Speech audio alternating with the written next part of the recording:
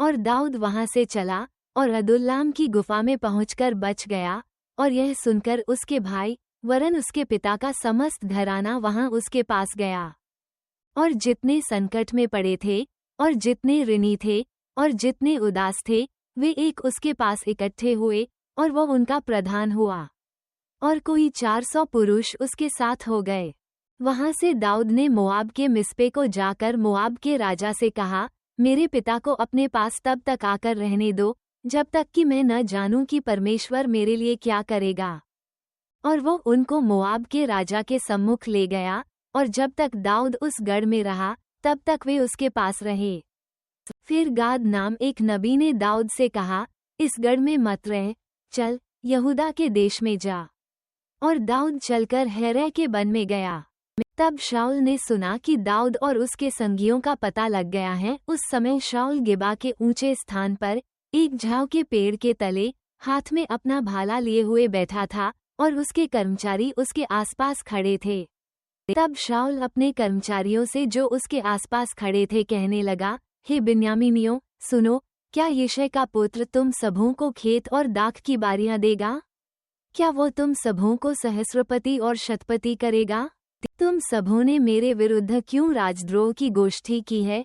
और जब मेरे पुत्र ने यिशै के पुत्र से वाचा बांधी, तब किसी ने मुझ पर प्रगट नहीं किया, और तुम में से किसी ने मेरे लिए शोकित होकर मुझ पर प्रगट नहीं किया कि मेरे पुत्र ने मेरे कर्मचारी को मेरे विरुद्ध ऐसा घात लगाने को उभारा है जैसा आज के दिन है। तब अदोमी दोएग ने, जो शाऊल के सेवकों के ऊपर ठहराया गया था, उत्तर देकर कहा, मैंने तो यिशै के पुत्र को नोब में अहीतूब के पुत्र अहीमेलेक के पास आते देखा। और उसने उसके लिए यहोवा से पूछा और उसे भोजन वस्तु दी और पलिश्ती गोलियत की तलवार भी दी। और राजा ने अहीतूब के पुत्र अहीमेलेक याजक को और उसके पिता के समस्त घराने को बुलवा भेजा। और जब वे सब के सब शाऊल राज के पास आए, तब शाऊल ने कहा, हे अहीतूब के पुत्र, सुन। वह बोला, हे प्रभु, क्या आज्ञा? शाऊल ने उससे पूछा, क्या कारण है कि तू और यिशै के पुत्र दोनों ने मेरे विरुद्ध राजद्रोह की गोष्ठी की है? तूने उसे रोटी और तलवार दी और उसके लिए परमेश्वर से पूछा भी, जिससे वह मेरे विरुद्ध उठे और ऐसा घात लगाए जैसा आज के दिन है? अहीमेलेक ने राजा को उत्तर देकर कहा, तेरे समस्त कर्मचारियों में दाऊद के तुल्य विश्वासयोग्य कौन है? वह तो राजा का दामाद है और तेरी राजसभा में उपस्थित हुआ करता और तेरे परिवार में प्रतिष्ठित है। क्या मैंने आज ही उसके लिए परमेश्वर से पूछना आरंभ किया है? वह मुझसे दूर रहे।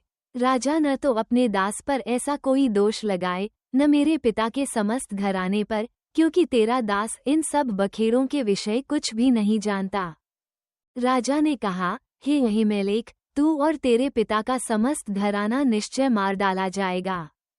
फिर राजा ने उन पहरुओं से जो उसके आसपास खड़े थे आज्ञा दी कि मुड़ो और यहोवा के याजकों को मार डालो, क्योंकि उन्होंने भी दाऊद की सहायता की है और उसका भागना जानने पर भी मुझ पर प्रगट नहीं किया। परंतु राजा के सेवक यहोवा के याजकों को मारने के लिए हाथ बढ़ाना न चाहते थे। तब राजा ने दोएग से कहा, तू मुड़कर याजकों को मार डाल। तब अदोमी दोएग ने मुड़कर याजकों को मारा, और उस दिन सनीवाला एपोद पहने हुए 85 पुरुषों को घात किया। और याजकों के नगर नोब को उसने स्त्रियों, पुरुषों और बाल बच्चों और दूध पीयुवों और बैलों, गदहों और भेड़ बकरियों समेत तलवार से मारा। परंतु अहीतूब के पुत्र अहीमेलेक का एब्यातार नाम एक पुत्र बच निकला और दाऊद के पास भाग गया। तब एब्यातार ने दाऊद को बताया कि शाऊल ने यहोवा के याजकों को बध किया है। और दाऊद ने एब्यातार से कहा, जिस दिन अदोमी दोएग वहां था, उसी दिन मैंने जान लिया कि वो निश्चय शाऊल को बताएगा।